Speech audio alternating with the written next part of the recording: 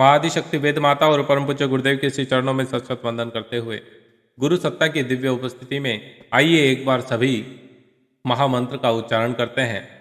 ओम भूर्भुवः स्वः तत्सवितुर्वरेण्यं भर्गो देवस्य धीमहि धियो यो नः प्रचोदयात्। प्रिय साथियों, परम पूज्य गुरुदेव कहते हैं कि बेटा परमार्थ में ही स्वार्थ सन्निहित है। इस तथ्य को समझने का प्रयास करना कि परमार्थ में ही स्वार्थ सन्निहित। यह लेख परम पूज्य गुरुदेव का अखंड ज्योति पत्रिका में फरवरी 1962 में प्रकाशित, जिसमें गुरुदेव लिखते हैं कि आज सभी जगह स्वार्थपरता का बोलबाला। हर आदमी अपने निज के आज के तात्कालिक स्वार्थ और लाभ की बात सोचता है। हम भी अपने बारे में ही सोच रहे हैं।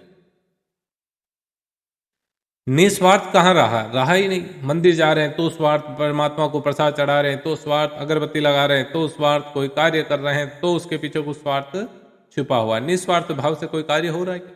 कुछ भी नहीं।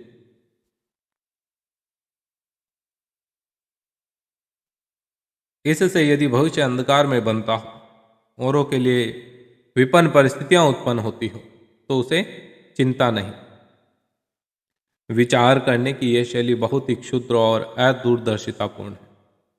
इससे दूसरों की तो हानि है ही, अपने स्वार्थ भी सुरक्षित नहीं रहे। बात को समझना।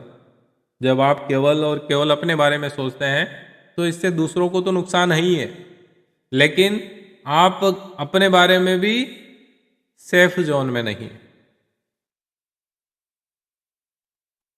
तत्काल कुछ लाभ उठा लिया जाए तो वह थोड़े ही समय में नष्ट हो जाता। इसी कारण हमें सोचना चाहिए कि सबके हित में अपना हित है। इसीलिए तो कहा गया है कि समाज का कल्याण होगा तो हमारा कल्याण होगा, समाज का हित होगा तो हमारा हित होगा। मनुष्य समाज की कड़ी में हम अविच्छिन्न रूप से जुड़े हुए हैं। यदि सामाजिक स्थिति बिगड़ती है तो उस हानि से सभी को कष्ट उठाना पड़ेगा। इसी प्रकार आज सभी हमें प्रत्यक्ष कोई हानि नहीं है, तो भी यह सोचना उचित है कि जो विभीषिकाएं हमारे चारों ओर मंडरा रही है, उनके कुचक्र में हमें किसी भी क्षण पीसने को विवश होना पड़ सकता है। इसके लिए क्या करें?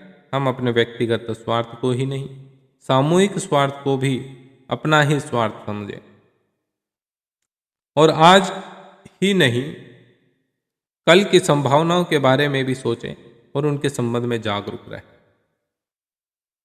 जो लोग अपने मतलब से मतलब रखने, सीमित स्वार्थ की बात सोचते हैं और यही अंदाज लगाते रहते हैं कि जब अपने ऊपर आ बनेगी तब देखा जाएगा, वे भूल करते हैं।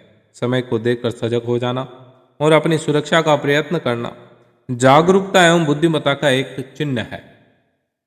इसलिए गुरुदेव ने कहा कि दूसरों के स्वार्थ में भी आपका स्वार्थ छिपा हुआ है। इसीलिए ये शीर्षक से लेख प्रकाशित हुआ कि परमार्थ में ही स्वार्थ सन्निहित है। सज्जनों, प्रसंग कैसा लगा? अपनी संवेदनाएं नीचे कमेंट बॉक्स में अवश्य बताएं। परम पूज्य गुरुदेव का स्मरण करते हुए जय श्री राम अवश्य लिखें।